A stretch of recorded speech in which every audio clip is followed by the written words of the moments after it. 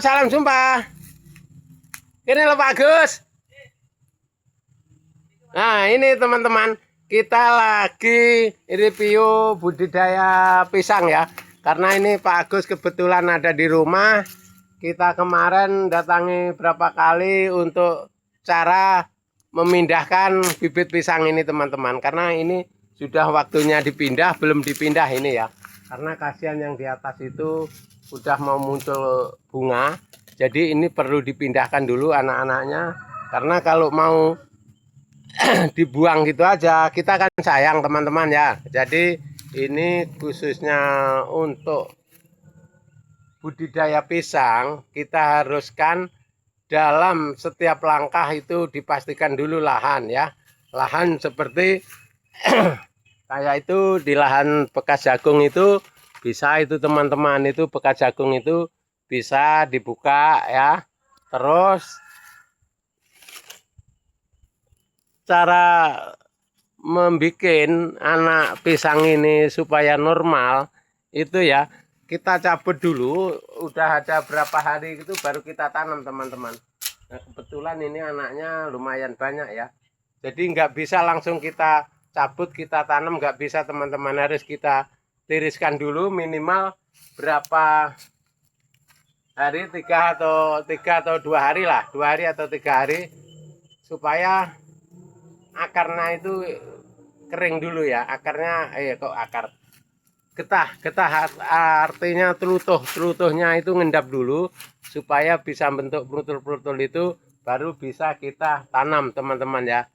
Nah, jadi untuk tutorial selanjutnya kayak kemarin teman-teman, ini kan kelanjutannya kemarin ya, kelanjutannya cara penanaman budidaya pisang cara kemarin ini, sistem kayak kemarin. Jadi kita jarak tanamnya 3 kali 2,5 atau 3 kali 3. Kalau 3 kali 3 terlalu jarang, karena kalau sistem Thailand itu malah maunya rapet teman-teman. Jadi cuman dipelihara 1 pisang aja. Kalau ini kan di Indonesia ini kebanyakan 3 batang. Kalau ini punya Pak Agus ini 3 batang.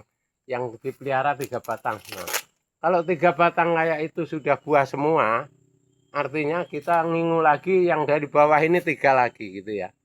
Yang kita pelihara 3 lagi. Ya, setelah 3 itu sudah tua, ini yang 3 ini udah muncul kembang lagi teman-teman ya. Itu enaknya kita budidaya pisang di daerah Kalimantan ini, tanahnya masih subur teman-teman.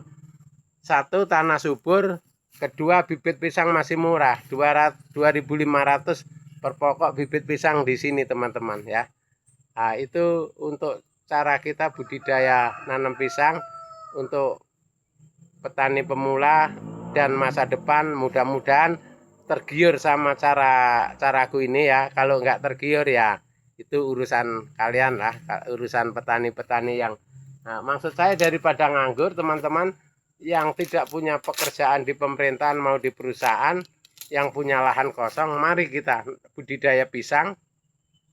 Pisang atau sayuran, yang penting untuk di Kalimantan Timur ini yang masih kekurangan produksi nanam pisang teman-teman ya. Kalau lainnya seperti semangka, tomat, terong itu sudah lumayan banyak.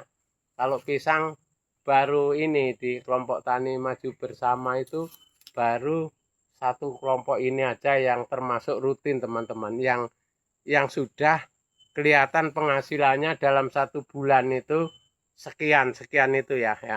Nah, kalau ini itu untuk tempat Pak Agus ini dalam 1 bulan itu masih dapat 8 sampai 10 juta per bulan ini dapatnya ya teman-teman.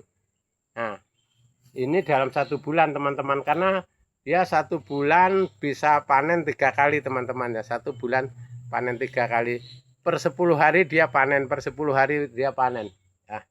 Ini karena kalau sudah begini ini teman-teman, itu enggak lama. Yang penting kuncinya untuk perawatan daun kering, perawatan buang anak, perawatan buang ontelnya. Ontelnya itu artinya ontong bahasa Indonesia ya. Kita jangan lupa buang ontong itu ya. Ontongnya jangan sampai terlalu panjang. Kira-kira diambil 12 sisir 12 sisir itu dipotong ya, dikira-kira gitu aja. Dikira-kira 12 sisir. Untuk rawatnya 12 sisir itu langsung potong buang supaya buah itu tetap normal besar semua ya. Jangan sampai 14 15, kadang-kadang yang pucuknya kecil nggak laku dijual juga, paling-paling di tengkulak itu dibuang. Jadi kita paskan untuk 12 sisir per tandan. Setelah 12 sisir kita buang.